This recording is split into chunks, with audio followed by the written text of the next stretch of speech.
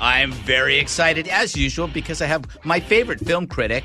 Hope Kyle Smith isn't listening. My favorite National Review film critic, Armond White, is here. Kyle Smith is good, too, but Armond White's different because Armond White causes so many problems wherever he goes. Whenever he writes an article, something happens. When he shows up places, all hell breaks loose. He heckles actor. No, I don't heckle. No, you don't heckle. Don't heckle. I put fear in the hearts of the weak. Yes, that is true. Or the weak-minded. So we're going to talk about your favorite movies of 2019 and the Oscar choices. What was the most overrated? Tell me what your favorite movie of 2019 was. That would have to be Dragged Across Concrete. Oh, yes! Nice. Now, do you credit me with turning you on to Zoller? Greg, I give you credit. Yeah. I give you the credit. Because I did. Same with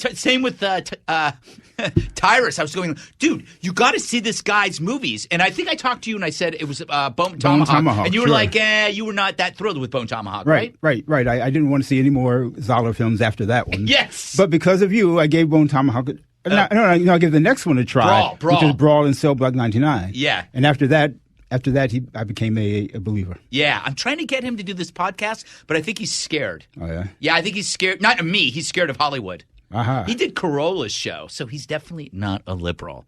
Okay. And those movies tell you so. The movies say so even if he won't. What did you like most about Dragged Across Concrete? Aside from the fact that the title described life in America in 2019. Yes, that's true. Aside from that, I thought the performances, especially Tory Kittles, were amazing. Mm-hmm. But Mel Gibson and Vince Vaughn were strong as well. Yeah, and we talked about. I don't know. Did I talk about this movie with you? Mm-mm. I hadn't seen it yet. Oh, that's right. The movie within a movie I thought was very interesting. Where Zoller decides to pursue the life of a secondary character who ends up being a victim.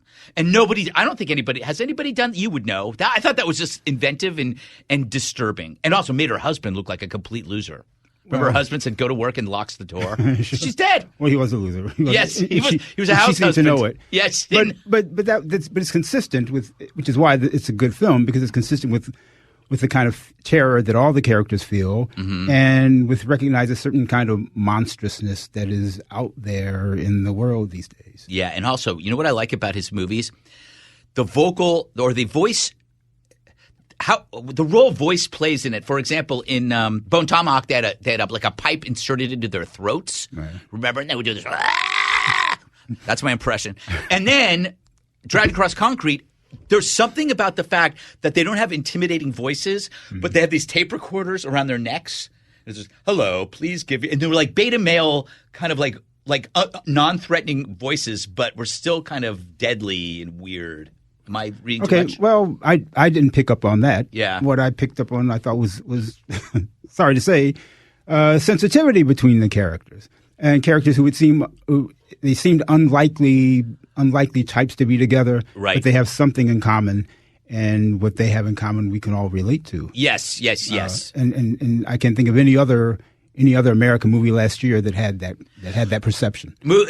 This was a movie that dealt with race in a much more closer to the street level than any movie. Sure. You know. Yeah, I mean, very honest and very very unafraid and very sensitive again. Yeah. And sensitive in what I mean by that is a kind of honesty about what makes us all human, and what makes us able to understand each other, frankly, if we pause to do so. Yeah, so it was mainly about the relationship between Mel Gibson and the driver, whose name escapes me. Vince Vaughn. The driver in the heist who, God, that whole scene at the end. The actress Tory Kittles. Yes, that character. Yes. Yeah. God, I had a flashback of that whole amazing scene with the gunfight, which is just one of the most elaborately. It's like operatic. Sure, close enough. Yes, the movie's rich like opera. Yeah, it also takes a viewer through several different genres. It's a buddy movie. It's a crime movie, but it's also a kind of realistic story about about life in America. So, I'm going to send this podcast again to Craig Zoller's people, and they're going to be thrilled to hear us talk about this because I think both of us are saying it's our favorite film. And then Craig will have to go home and go, do I owe Gutfeld a podcast? And the answer is yes. You did Adam Carolla, for God's sake. I know he's listening to this. That'll be good. He should take it as encouragement. He should keep working. Yeah. He's one of the best out there now. He's also in a heavy metal band, or almost like a death metal. He's a musician, too, as well. Yeah. One of the things that's surprising about his movies is his love of R&B. Yeah, and he writes – those are original songs he writes, original correct? songs. Yeah. And he had the genius to hire the OJs to sing them. Which meant even if the songs weren't good, they were going to sound great. Yes, I mean that's pretty badass. It is. It really is. It is. That was he did that in Brawl because Vince Vaughn's driving around, he's listening to these songs. He could have bought some other song, but he wrote his own. That's pretty amazing. Take that, Martin Scorsese. Yes, exactly. Oh yeah, no. Let's just do "Gimme Shelter" again. Let's pop in a Rolling Stones song that it always has a Street Fighting Man, or it's usually "Gimme Shelter." And oh my God, that makes this is always a big pet peeve of mine. Slow motion and music married to an action makes it seem cool, no matter what it is. So people moving around, the music, it's like. Yeah, always give me Shelter or Layla. Yes, Layla. What is that? Oh, but you're reminding me. I have to tell you, I have a rule. I have a couple of rules. Yeah. Not many, but a couple of rules about movies. And The Irishman violated one of them. One of my rules is terrible. Well, yes. It was just plain terrible. But one of my rules is any movie that's 3 hours long cannot have a slow motion sequence. And he violated my rule in The Irishman. That's so funny. That's great. Do you know what I love about The Irishman? They felt that they had to include every pit stop and driving moment in the movie. It's like, okay, let's make it into a road picture with senior citizens stopping along the way to smoke cigarettes. It's like some of these could have gone. I know you're building to something, but it's like I don't need to see every time you go to the bathroom, right? I mean, it's just, senior citizens. Remember, but Joe Pesci was good. Joe Pesci was good, but what about, speaking of senior citizens, that first scene where he sees De Niro and he says, "What's the matter, kid?" But you saw Jonathan Morris, the great ex-father, did a great job at the end. Is that what it is? He's an ex-father? Yeah, he left the flock. Oh, I didn't know that. Yeah, got the flock out of there. Terrible joke. Well, his biggest sin was appearing in The Irishman. He's no confession is gonna wipe that sin. Yes. So let's talk about Quentin Tarantino. Both of us were I was surprised by Once Upon a Time in Hollywood because I felt like it was an FU to Hollywood, or it was like at first. When I thought about the movie without seeing it, I thought, oh my God, it's going to glorify violence. It's going to make everybody look hip and whatever. Then I go and watch it, and it's not that. It's not that at all. Yeah. No. How would you explain it? Well, I have not been a Tarantino admirer, frankly. Yeah. And what I hated most about his films is his kind of a sense of funny sadism. Mm-hmm. And I hated that about his movies, frankly. Right. So like a perfect example, Reservoir Dogs, the cutting of the ear off the police officer is the humorous sadism because you have that Steelers Wheel song. Is that what you mean? Kind of like that all the time. Yeah. So going into Once Upon a Time in Hollywood, I dreaded it because I thought, oh, he's gonna replay the Manson murders and try to make it funny. Yes. Or else he's gonna have Sharon Tate get revenge and try to make that funny. Yes. I was totally surprised because he didn't do either. Yeah. And he responded to the horror of that.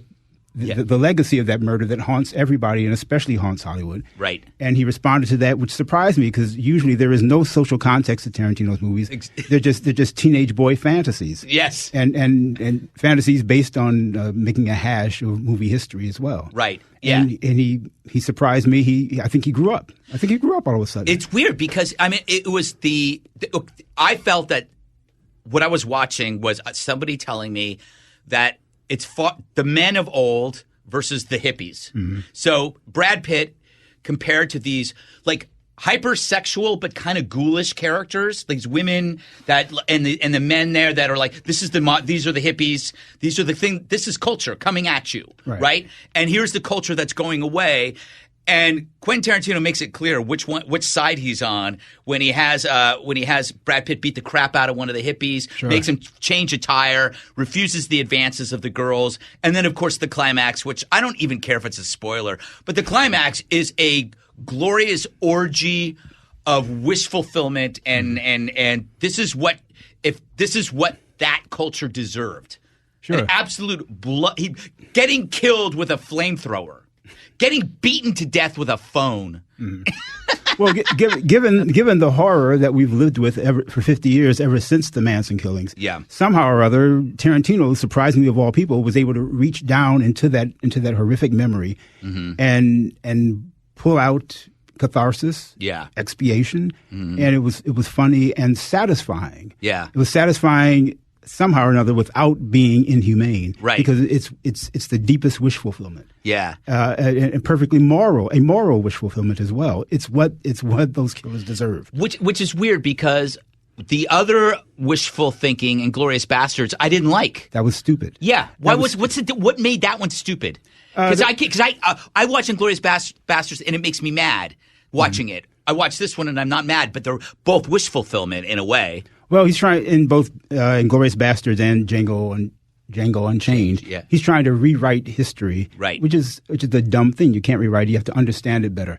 He understood the horror of the Sharon Tate LaBianca murders. He understood it, and he understood what we needed, how we needed to feel about it in order to continue in appreciating our own humanity. He didn't try to rewrite the history. Rewriting history is dumb, and that's why, to me, that's the beginning of why those two films didn't work. But he does something really great in Once Upon a Time in Hollywood that people don't talk about, except the people who were afraid of it when it first came out, and that's his attitude about women, film culture, and this is what makes the Tarantino film a much better movie than Bombshell, because it understands how women are traded, and it understands how women participate in being traded in culture, and he's critical of it, and it's clear that he's critical of it. Without making villains of the women, but understanding how they participate in their own exploitation, which Bombshell does not understand. Yeah, and are you referring to the Manson followers? Yes, the Manson followers. Yeah, the Manson followers, which are like, Yes, they're like, well, there's also that sequence at Spawn Ranch with the Bruce Dern character, where even the Manson followers, they're like the Furies. They descend upon a male in order to destroy him. And he participates in his own destruction too. Exactly. But Tarantino understands that better than anybody who's involved in the Me Too movement. Yeah. It's remarkable. Yeah, and then him during the press conferences where they go, "Why didn't you let Sharon Tate speak?" And he's just, you could see everybody on the days just like shaking their head like, "What the hell? What do we have to do?" You know? I reject your hypothesis. I reject your hypothesis. Yes, that was nice. That should be on a T-shirt. All right, I want to get to the controversy of this podcast because I know you and I are going to disagree on this. Uh-oh. Yes, I thought A Marriage Story was amazing. You didn't. You found, and I think the flaws that you see in A Marriage Story are real.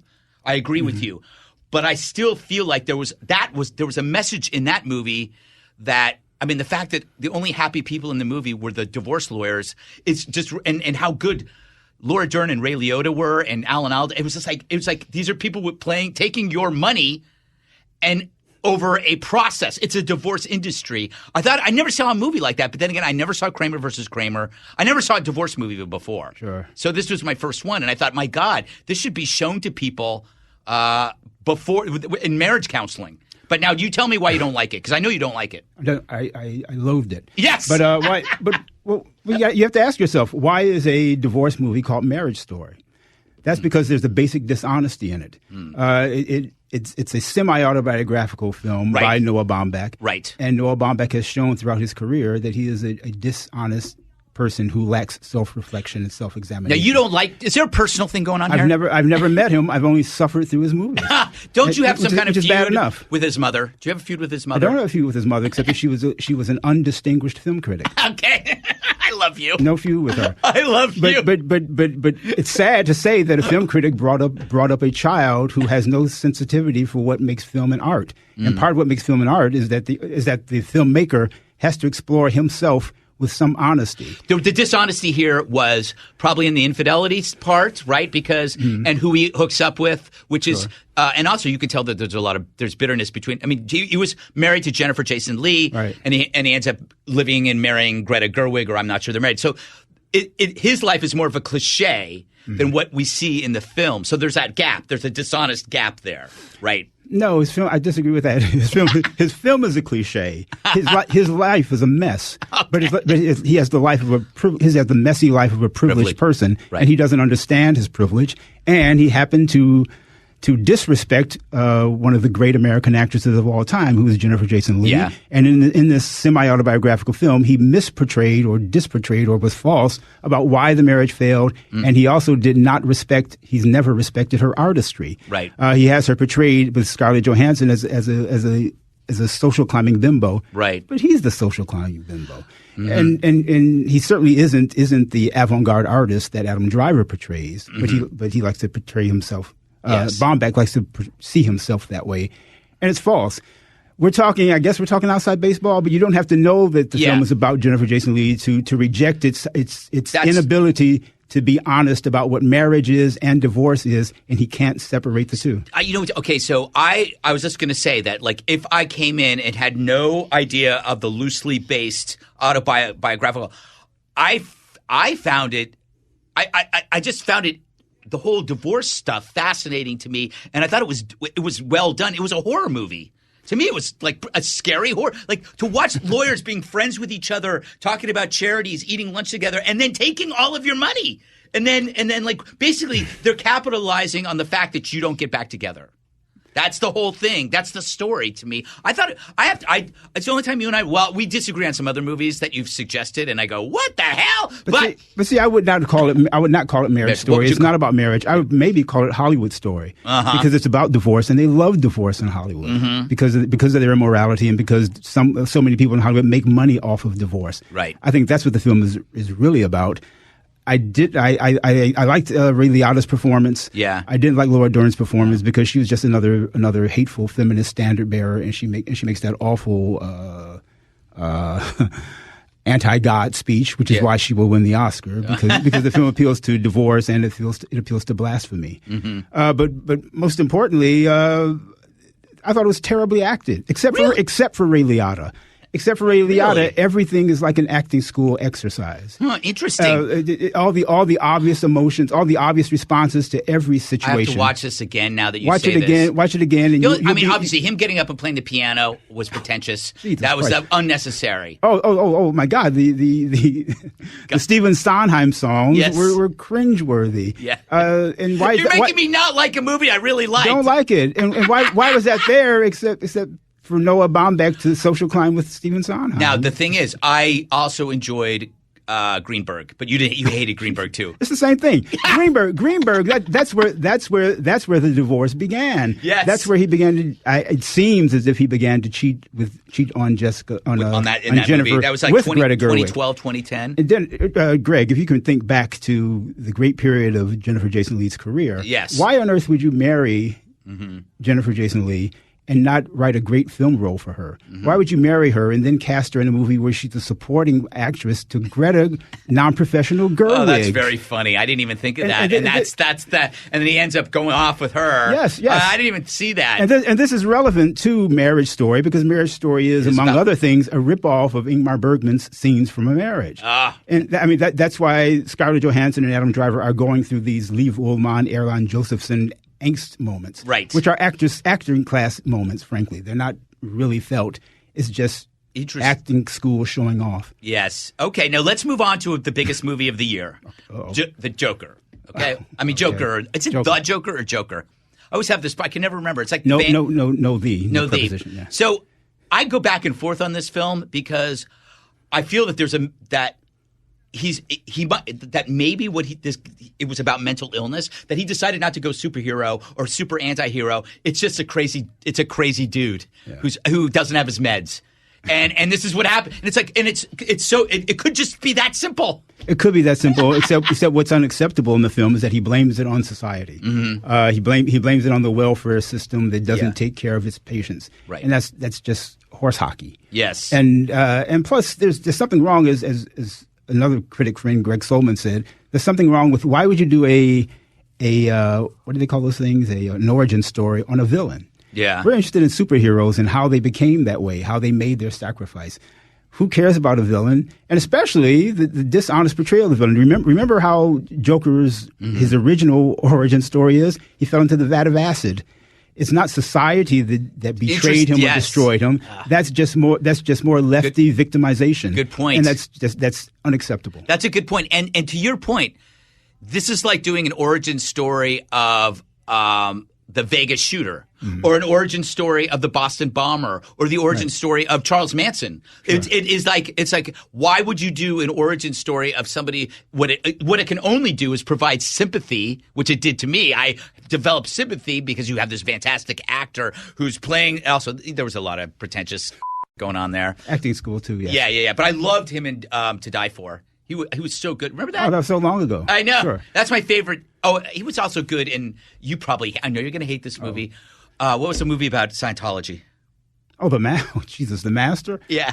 I thought he was so good in that. No, thank you. I liked him as Johnny Cash.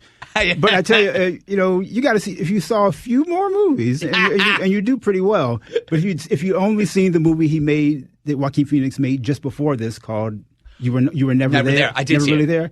Same performance, same characterization. Walks around with a hammer. Yes, same dystopia, same lack of meds. Yes. It's the same. He's doing the same overacting as usual. Yeah, and that was portrayed as an amazing film, and I was like, is that all there is? Really? Is that all that's and to think you're going to love this. To think we got rid of Philip Seymour Hoffman, and now we're stuck with Joaquin Phoenix. Oh, terrible. Doing Philip Seymour Hoffman. I used to see him all the time in Midtown. He never looked unhappy. Hey, do you enjoy Ricky Gervais's Golden Globe tirade? Yeah, it's fine. Yeah, I'm kind of over it now. Yeah, but it was good for the moment. It was good for the moment. One more outrage, and then I got to roll. I thought Hustlers was terrible, and for everybody to get all ticked off that J-Lo didn't get a nomination.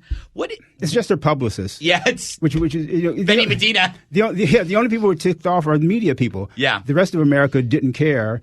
The rest of America should care more that Paul Walker Hauser was overlooked for Richard Jewell.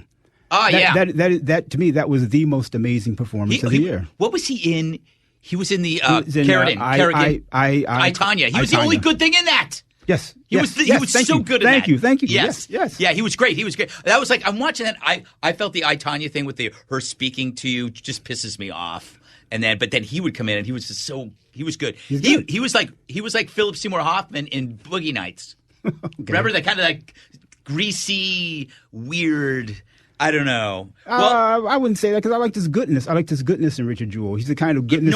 He was the goodness of somebody that we all don't pay enough attention to. Have you seen Jojo Rabbit? People are telling me to see it. That's crap. Okay, I figured. Oh, also, so get this. My wife absolutely loved Parasite, so I go to watch it with her, and by the time they get down into the bottom of the house, I'm already like kind of over it, and people tell me, no, you got to stick with it. It's amazing, and it could win Best Picture. I don't know. In a sentence, what was wrong with Parasite? That it was an Antifa comedy for the cancel culture. Ooh, and it's all about. Remember that old commie phrase, "Property is theft." Yes, that's what it's really about. Yeah, it glorifies that, romanticizes it, and also nobody seems to remember. Maybe you remember there was I'm told, because I'm not an expert on this, but I'm told that there was a Monty Python skit called Salad Days. Oh, fantastic! Playing the piano. That is my favorite Monty Python skit of all time. They're playing the piano, and then the arm falls off, and the piano he plays the piano with blood spurting out of his arm, and then an eyeball's. It's the best Monty Python skit ever. And I'm told that the party sequence at the end of Parasite is a ripoff of Salad Days. Oh, now I have to watch it and see. But by the way, almost everything can be traced back to Salad Days. All the gore. Remember this SNL with the Bassomatic or the skits of SNL from 77 to 80, which were bloody. Remember the arm would come off and spit? That was all stolen from Salad Days. And then, obviously, Monty Python and the Holy Grail with the knight getting his arms chopped off. Sure. They were the first people to really go into the limb removal comedy skits. So it's possible that Bong Joon-ho copied Monty Python, but as he also copied Karl Marx. Yes. There you go. So it's not acceptable. On that note, always a pleasure talking to you. I'm going to go see. You have to email me some of the movies that I have to see. So it's a shame that Zoller wasn't recognized. We disagree on Marriage Story, but we will always agree to disagree. Don't you hate that phrase? I hate that phrase. Let's agree to disagree. No, I'm going to shoot you. Okay. Armond White, check out his writing on at National Review. He's a great writer. So is Kyle Smith. I don't want Kyle to get mad at me, but great talking to you. You too. Thanks, Glad Kyle. to be here. Thanks, Kyle. Thanks a lot, Greg. Yes, thanks, Armond. Bye-bye.